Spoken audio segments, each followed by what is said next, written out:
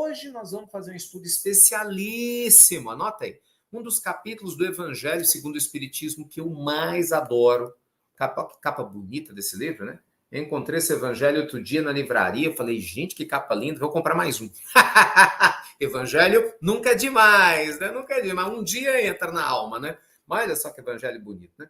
Então, assim, capítulo 13, nós vamos estudar, gente, o item 10, uma mensagem de um espírito protetor, né, que foi psicografado em Lyon, cidade francesa, em 1860. Eu vou contextualizar para vocês. Essa mensagem, ela veio exatamente para nos orientar como que nós podemos ajudar na construção do mundo melhor. E eu vou contar para vocês o contexto. Tem algumas coisas que eu gosto de compartilhar muito com vocês. Eu acho importante vocês saberem. Eu já expliquei, né? Eu não fico planejando, eu vou estudar essa ou aquela mensagem. Às vezes até o pessoal na nossa reunião mediúnica me pergunta, Ricardo, o que é que nós vamos estudar na quinta-feira que vem? O que é que nós vamos fazer? Eu falo, não sei. Eu sempre espero a intuição da espiritualidade vir, né? Quando eles falam claro e abertamente, vamos assim, vamos assado. Então, nunca sei. E aí, hoje cedo, aqui no Evangelho também eu não planejo nada em nenhuma pílula. E flui como tem que fluir. Né? Acho que por isso muita gente fala, essa pílula, né, inspiradora foi para mim. Você já teve essa sensação, não? Essa pílula, Ricardo, que você gravou foi para mim. É porque não é uma sensação, ela foi para você. Entendeu? Você já teve uma sensação de que o evangelho, a gente estuda um dos evangelhos no lá e você fala, caramba, hoje eu tinha que estar aqui? Você já teve essa sensação? Ou o tarô, quando eu tiro o tarô, você fala, caramba, o tarô falou que eu precisava ouvir. Gente, isso não é coincidência. Criatura, nós estamos no meio de uma egrégora poderosa, né? A gente cria um conjunto vibracional em que coisas incríveis são possíveis por causa de muitas pessoas vibrando na mesma intensidade positiva no bem. Às vezes a gente só fala disso no mal, né? Pessoas reunidas para fazer o mal. Sim, mas as pessoas reunidas em prol do bem, em prol de Deus, é muito claro. E Jesus disse, onde houver 2 ou mais ali em meu nome, eu estarei convosco. Então, observa só que nada é por acaso, né? Então, assim, espero que vocês gostem, que faça sentido para vocês, porque ela vai te ensinar o que é que você pode fazer para construir um mundo melhor. Não sou eu falando, dando conselhos, como eu tenho feito ultimamente, né, nas pílulas. É o Evangelho falando, né? É o Evangelho dizendo que você pode fazer a diferença aonde você está. Então, vamos lá? Evangelho segundo o Espiritismo, capítulo 13, item 10. Vamos lá? Obrigado, viu? A você que curte, que compartilha, que divulga, você que nos ajuda a divulgar, você que escuta as pílulas inspiradoras do bem, você que baixa o aplicativo IRM Oficial. Obrigado mesmo. Um espírito protetor. Meus amigos, eu ouvi muitos dentre vós dizendo para si mesmos, mas como eu posso fazer a caridade? Muitas vezes nem sequer eu tenho necessário. Tá vendo? Isso aqui é para muita gente que fala, eu não posso ajudar ninguém, tá faltando para mim. Eu não posso ajudar ninguém, tá do outro lado do mundo, não tenho poder de decisão nenhuma. Vamos ver se não pode mesmo. A caridade, meus amigos, é feita de muitas maneiras. Vós podeis fazer a caridade em pensamentos, em palavras e em ações. Olha que legal. Em pensamentos, podemos fazer a caridade orando pelos pobres abandonados que morreram sem ter condições de ver a luz. Uma prece de coração os conforta. Então, olha, a primeira forma da gente poder fazer a caridade, segundo esse espírito protetor, é que a gente possa orar por aqueles menos afortunados, porque a sua prece os conforta. Está aqui. Então, vamos lá. Né? Se você é insensível, ver alguém sofrendo, um animal sofrendo maus tratos, isso não quer dizer nada para você, realmente você está com um problema grave espiritual e o que é pior, é o cego que não enxerga e não sabe que está cego. É o surdo que não ouve e não sabe que está surdo, né? Pior cego, como diz o ditado, é aquele que não quer ver. Por isso que eu falo, tem muitos irmãos nossos cegos de nascença, mas que enxergam muito mais, porque tem uma sensibilidade gigante que nós que dizemos que enxergamos, não enxergamos. Porque, gente, nós, quando somos sensíveis à dor do outro, entendemos que a dor do outro é a nossa dor. Entende? Ninguém está dizendo que você sai por aí se esgoelando, berrando, desesperado. Não, não é nada disso. Desequilíbrio não ajuda ninguém. Mas a compaixão é o mínimo que cada um de nós pode ter por aqueles que sofrem. Porque um dia você vai estar sofrendo. Um dia você e sua família vão estar em necessidade. Eu e a minha estaremos em necessidade. E com certeza a gente vai esperar que muitas pessoas tenham compaixão por nós, né? Se coloquem no nosso lugar, tenham essa sensibilidade. Então, a espiritualidade está dizendo, você pode sim, onde quer que você esteja, ajudar. Não importa se você está com fome, faltando comida na mesa, se você está doente em cima de um leito de um hospital, se você acabou de enterrar alguém que você ama, não importa o tamanho do seu problema, você pode, através da oração, utilizar o poder do teu pensamento para mandar vibrações de amor, para mandar vibrações de luz, para emitir energia positiva para quem está sofrendo, para quem está em necessidade. Todos nós podemos fazer isso. E isso faz uma diferença? Muitas vezes a gente não faz. Né? A gente ouve falar de uma pessoa que está com problema, fulano está com fome em tal lugar, Beltrano está doente, está internado no hospital. Às vezes você não vai lá fazer uma visita física, mas você pode fazer uma prece, não é? Nossa, fulano acabou de desencarnar. Você não precisa desencarnar também para ir no mundo espiritual rezar pelo outro, óbvio, né? Mas você pode fazer uma prece. Então, nós desconhecemos o poder da oração. A maioria de nós ainda acha bonito rezar, a maioria de nós ainda reza para pedir coisa para Deus, mas a gente desconhece que a oração eleva o nosso padrão vibracional, a oração nos coloca em contato com os espíritos mais nobres, a oração nos traz uma condição de interceder, sim, em prol daquele que tem necessidade.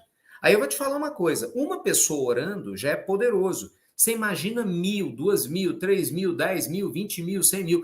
É um poder de oração que se concentra, que chega até os altos espirituais mais profundos. Nós temos notícia no mundo espiritual que algumas preces, quando elas são feitas fortemente, principalmente por muitas pessoas aqui na Terra, elas chegam diretamente a Jesus. Você imagina, gente, um volume de orações chegar direto no Cristo? Então nós não podemos esquecer que nós temos a nossa oração. Sabe? Então nós vamos rezar sim, né, para que as pessoas que estão cometendo erros nessa invasão lá, que elas despertem, que aqueles que estão cometendo erros geopolíticos despertem, que aqueles que estão cometendo equívocos sociais despertem, porque quem somos nós para julgar A ou B? Ninguém está julgando ninguém aqui, mas que despertem, e a mesma coisa acontece em todas as partes do mundo, entende? Então assim, é fundamental a oração. Então veja, eu estou começando aqui o que a espiritualidade está dizendo. Falou que a gente pode fazer a diferença de 3 formas. A primeira está aqui, é o pensamento, tá? Pensamento. Eu vou ler de novo. Vós podeis fazer a caridade em pensamentos, palavras e em ações. Vamos continuar, porque tem muito mais daqui de onde veio. Em palavras, você pode dizer, dirigindo aos vossos companheiros de todos os dias alguns bons conselhos. Dizei aos homens que estão amargurados pelo desespero, pelas privações e que estão blasfemando diante do Altíssimo. Olha, eu era como você. Olha, eu também fazia assim. Né? Eu também sofria. Eu também era infeliz. Aos idosos, você dirá, olha, é inútil, né? É inútil, eu estou no fim do meu trajeto, morrerei como eu vivi. Que reclamam, então dizei a estes, Deus tem para nós todos uma justiça igual. Recordai-vos dos trabalhadores da última hora. Então, olha que lindo, gente. O espírito amigo, ele diz o seguinte, com as palavras, nós podemos reerguer quem está com problema. Vai dizer que você nunca passou por isso. Vai dizer que você nunca teve uma dificuldade, você estava chateado pra caramba com um problema qualquer, amargurando o teu coração, e de repente chegou um amigo, chegou uma pessoa querida e te botou pro alto. Chegou uma pessoa e te disse a coisa que você precisava ouvir, deu um clique na tua cabeça, na tua mente, deu um clique no teu coração. Você, uau, como isso é verdade? E isso abriu o teu horizonte. Aí você saiu daquela vibração de vítima e de repente, uau, sabe, elevou tua vibração para uma vibração, não, eu sou capaz de vencer meu problema. Aí eu te pergunto, essa caridade vale ou não vale mais do que $1 milhão de dinheiro? Claro que vale, porque tem muitos problemas que dinheiro nenhum vai resolver, entende? Tem problemas que a saúde não vai resolver a física, é a saúde emocional que vai. É você recuperar a lucidez que foi perdida quando a gente muitas vezes entra em desespero e angústia. Então, todos nós podemos fazer a caridade dando palavras de conselho, falando coisas úteis. Entende? Então, presta bem atenção em como você conversa com as pessoas do teu lado. Presta bem atenção como é que você está conversando com seus familiares, principalmente os mais difíceis, os tribufu. Entendeu? Presta bem atenção como que você lida com as pessoas que você não gosta. Por quê? Porque a gente tem a tendência a ser agressivo. Sim ou não? Quando a gente está com raiva de alguém, a gente tem a tendência a cuspir marimbondo. A gente tem a tendência a falar coisas que magoam. E aí depois a gente fica arrependido. E o que é pior, tem gente que nem se arrepende, né? Acha que é tão normal sair por aí, né? Espalhando tristeza, petardos. E a gente se esquece, meus amigos, que essas vibrações de dor que a gente causa pelas nossas palavras, nós somos corresponsáveis. Esse peso kármico nós carregamos, porque somos nós que estamos provocando incêndio com aquilo que a gente está dizendo. Você tem noção de como isso é sério? A falta de vigilância da nossa parte, mesmo que a gente reze, está aqui no Evangelho, você se ajoelha, conversa com Deus, enfim, faz suas coisas aí, suas práticas religiosas, mesmo assim, se nós não tivermos bom senso na forma de falar, nós vamos cometer graves crimes, nós vamos matar a esperança de alguém. E eu não estou exagerando, a gente mata mesmo. Às vezes uma pessoa chega com uma grande ideia, nossa, eu estou pensando em fazer assim. Você? Não tá, você? Quem você pensa que é? Não, isso não vai funcionar. Pô, e de repente você acha, né, que é o maioral, você está matando o sonho de uma pessoa. Você nem ouviu o que ela tem para te dizer. Sabe, de repente você, ok, você tem um conselho, mas ouve, não mate a esperança da pessoa. Deixa ela falar, deixa ela sonhar, depois você corrige com carinho, com sabedoria, com jeitinho, mas não tolhe a pessoa de pensar em algo bom. Entende? Então, nos falta muita sabedoria para viver, gente. É um negócio absurdo. Nos falta muito bom senso ainda. Né? A gente ainda é muito cheio de impulsividade. Eita, é ruim demais isso.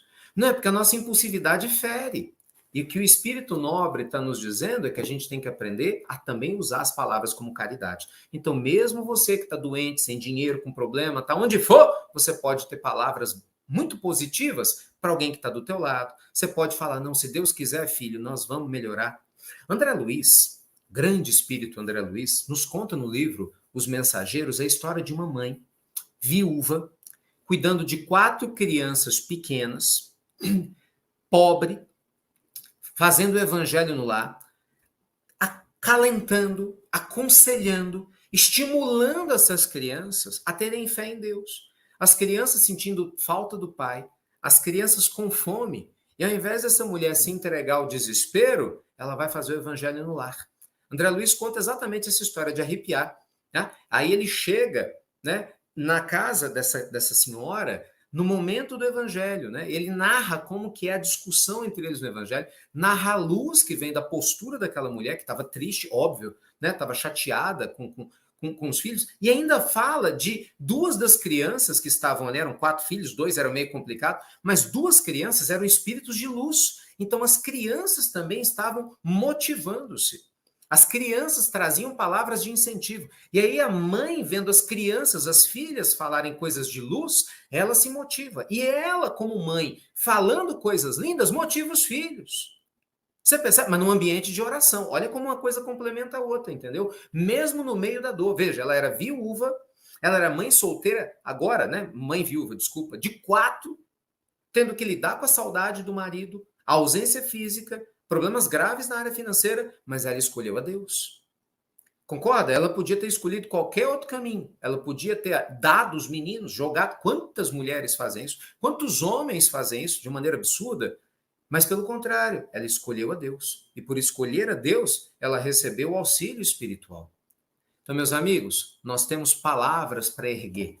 A gente tem a mente para vibrar de maneira positiva, para pensar no bem, mas nós temos palavras para propagar a semente do bem. Não se esqueça disso. Não seja um propagador de escuridão, com palavras negativas, amargas, porque você e eu seremos responsáveis pelas energias ruins, pelas coisas ruins que acontecerem, motivado por essas nossas palavras. Por isso que muito político aí devia pensar 5, 10 vezes antes de falar bobagem, antes de estimular pessoas a serem agressivas, antes de estimular pessoas a fazerem coisas erradas, porque do ponto de vista espiritual, o erro gigante que se comete nesse sentido. Entendeu? Volta, cedo. Gente, a vida manda conta. Por isso, muitos religiosos tinham que pensar muito bem antes de estimular seguidores a serem fanáticos, a serem cegos, a ponto de serem agressivos com outras pessoas. Porque cedo ou tarde, essas palavras ditas de maneira negativa, fomentando a discórdia e a tristeza e a desunião, infelizmente vai retornar para essas pessoas. Continuando. Recordai-vos dos trabalhadores. As crianças que já viciadas pelo meio desgarram-se pelos caminhos, todas prontas para sucumbir às más tentações. Então dizei a elas: Deus vos vê, meus pequenos queridos. Ah, gente. Né? E não temei em repercutir-lhe muitas vezes palavras doces, pois elas acabarão por germinar em sua inteligência. Você vê, ele fala para a gente estimular as crianças que estão com problema, sabe, as crianças que estão lá desanimadas, pô, meu pai bate em mim, minha mãe é assim, tá faltando isso, tá faltando aquilo. Diga assim, não, meu filho, o tempo vai ajudar, você vai estudar, reza pelo papai, pela mamãe, porque se você não faz isso, daqui a pouco chega o traficante e fala, a vida é uma droga mesmo, fuma aqui. É assim que começa. Entendeu? Aí chega um outro e fala, a vida é uma porcaria, bora beber, vamos encher a cara. Aí você tem um menino de 11, 12 anos, entendeu? Com álcool, se alcoolizando, fumando. Gente, boa parte das pessoas que são fumantes começaram na adolescência. Um veneno. Me desculpe, eu sei que muitos de vocês fumam, mas você sabe. Você me fala em pleno século XXI que você acha que cigarro é uma coisa boa, tá de brincadeira, né? Então, assim, você pode até falar, não quero parar de fumar, não estou dando conta de parar de fumar, mas falar que é uma coisa boa, não, não é. Não tem nada de bom no cigarro. Ah, mas eu relaxo. Pô, aprenda a relaxar de outra maneira. Né? Aprenda a relaxar. Você tem meditação, você tem oração, mas me desculpar. Entendeu? Eu posso falar porque na minha família eu tive muitos fumantes, todos já desencarnaram e o cigarro pesou demais. A vida sempre manda conta.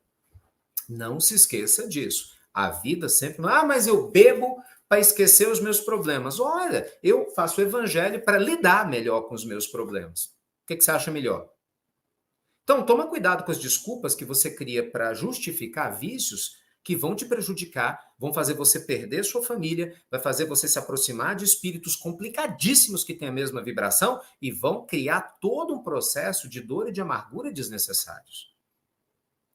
Né, meus amigos? Então a gente tem que estar muito alerta. Então, quando a gente estimula as crianças, quando você acolhe uma criança, você está muitas vezes ajudando a impedir que ela tome um caminho errado aí na adolescência, entendeu? Quando você ensina ela a rezar, quando você fortalece a fé de uma criança, quando você não mata a esperança de uma criança, você está semeando luz.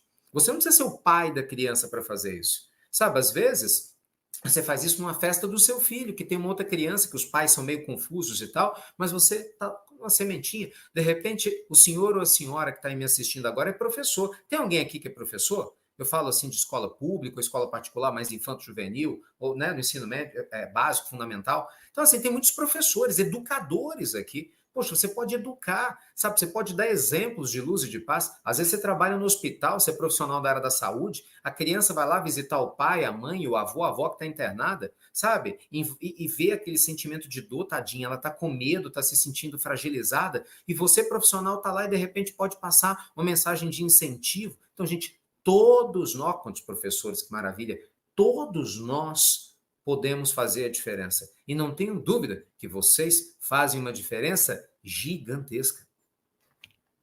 Gigantesca. Gigantesca. Muitos dentre vós dizem também, ora essa, somos tão numerosos sobre a terra, Deus não pode nos ver a todos. Pois escutai bem isso, meus amigos. Quando estáis no topo de uma montanha, vossa visão não abarca os bilhões de grãos de areia que recobrem essa montanha? Pois bem, Deus vos vê da mesma forma. Ele vos deixa vosso livre-arbítrio, como vós deixais esses grãos de areia irem com o vento e os dispersa. Simplesmente Deus, em sua misericórdia infinita, pôs no fundo do vosso coração uma sentinela vigilante que se chama consciência. Escutai-a. Escutai essa consciência, pois ela vos dará somente bons conselhos. Às vezes, vós a entorpeceis opondo-lhe o espírito do mal. Ela se cala. Então, mas estáis certos de que a pobre abandonada se fará ouvir tão logo lhe tiverdes deixado perceber a sombra do remorso. Quer dizer, olha que interessante. O espírito amigo aqui, ele está dizendo o seguinte, muita gente fala, mas Deus não me observa. Eu estou sofrendo, estou com um problema, mas Deus não me observa. O que ele está dizendo? Ele usou uma metáfora. Ele falou o seguinte, se você sobe até o alto de uma montanha, está lá no alto da montanha, você não consegue ver as areias do mar de cima? Não é? Você vê os inúmeros grãos ali misturados às areias do mar? Então ele está dizendo, Deus está acima de todos nós. E ele colocou dentro da gente uma sentinela, ele usou essa expressão, chamada consciência. Para quê? Porque a nossa consciência é a presença de Deus em nós, dizendo para nós que a gente está errado, que a gente está certo, entendeu? Dizendo para nós que a gente está seguindo o caminho do equilíbrio, dizendo para nós que a gente está seguindo o caminho do desequilíbrio. Então Deus está conosco em todos os momentos. Você pode ter certeza que Deus está com a população no meio das guerras, é lógico. E Deus também está junto com aqueles governantes terríveis que fazem coisas horrorosas. Deus está no meio das guerras urbanas e está junto daquelas pessoas violentas que estão fazendo coisas horrorosas. Então, cada um de nós sente Deus de uma forma, não é? Cada um de nós tem uma maturidade espiritual para sentir e compreender a Deus. E aí vem a terceira forma da gente fazer a caridade, que são as ações. Não é? Porque no momento, meus amigos, que nós entendemos o nosso papel na vida, a gente age. Você para de se omitir. Você começa a se perguntar, poxa, eu posso orar? Posso. E ora. Você se pergunta, eu posso falar coisas boas? E fala. E é uma bênção. Aí você se pergunta, e o que eu posso fazer a mais? Para ser útil. Aí você ouve, olha, fulano está doente. Acho que eu vou lá no hospital visitar. Peraí, tem uma instituição de caridade aqui, sabe, que eu posso ir lá ajudar de alguma forma. Eu vou lá ajudar. Nossa, tem algo na minha inteligência, na minha habilidade, que eu posso doar, que eu posso ajudar alguém. Você ajuda. Então você começa a agir, entendeu? Isso muda. E antes que vocês venham com a velha desculpa esfarrapada, que boa parte aqui ainda usa até hoje, não é possível que vocês ainda usem isso. Mas usa, eu sei que usa. Ai, mas o fulano não me ajuda. Mesma ladainha de sempre. Me desculpe. Hashtag papo reto. Para com essa ladainha, criatura. A gente fala disso o tempo todo. Mas o meu marido, mais a minha esposa, mais os meus filhos, mais mamãe, mais o papai não me... Deixa eu te contar um negócio. Você reencarnou para despertar espiritualmente. Você tem que se curar primeiro. Para de se esconder atrás das pessoas difíceis. Eu sei que não é fácil. Você acha que é fácil para mim também? Não é para ninguém. Cada um de nós tem as suas dores, suas dificuldades. Gente, Jesus não tinha apoio da própria família. A própria família do Cristo tinha dificuldade de entender quem ele era. Ele deixou de fazer o que lhe cabia. Chico Xavier teve dificuldade de ser aceito dentro da própria família. E o Chico deixou de ser quem se tornou. Então, pare de desculpa. Pare com ladainha. Isso é ladainha. Isso é ladainha. Você fica repetindo, isso é conversa de preguiçoso. Você vai fazer o que te cabe. Você vai fazer o que te cabe. Ah, mas o fulano... Fulano é fulano. Fulano tem consciência, é um adulto hoje e tem lei divina e vai se ver com a lei divina. E às vezes não está pronto. É você que está aqui no evangelho. Não é teu marido, tua esposa, ou teu filho, ou seja lá quem foi. É você que está dando conta de estar aqui hoje. De manhã, que beleza! Seja você a luz que você deseja ver refletida no mundo. Porque se você condicionar a sua mudança, a mudança dos outros, você vai continuar andando em círculos. Se eu for condicionar o meu comportamento à sua mudança, eu estou lascado. Se você condicionar o seu comportamento à minha mudança, você está ferrado. Bora falar português, claro. Não, gente. A mudança começa em nós. Então, seja você uma pessoa mais lúcida. Ore. Ninguém na sua família quer rezar? Faz mal, não? Reze. Ninguém na sua família quer falar coisas boas? Faz mal, não? Fale. Ninguém na sua família quer fazer a diferença no bem? Todo mundo preguiçoso, só está pensando em festa, pensa nisso, em excesso, na carne e tal. Você vai fazer o bem. Você vai ser um instrumento de luz e vai seguir o seu caminho. Porque o teu compromisso não é com a família, o teu compromisso é com Deus em primeiro lugar. Seu compromisso é em se iluminar em primeiro lugar para ajudar a família, para ajudar os amigos. Então, amigos queridos, tomemos muito cuidado com as desculpas que nós usamos para não fazer a nossa parte. Entende? Isso é muito importante, porque isso tem feito com que muitos fiquem estagnados na vida, parados na vida, sem despertar. E a vida está passando, o tempo está passando. Ai, ai.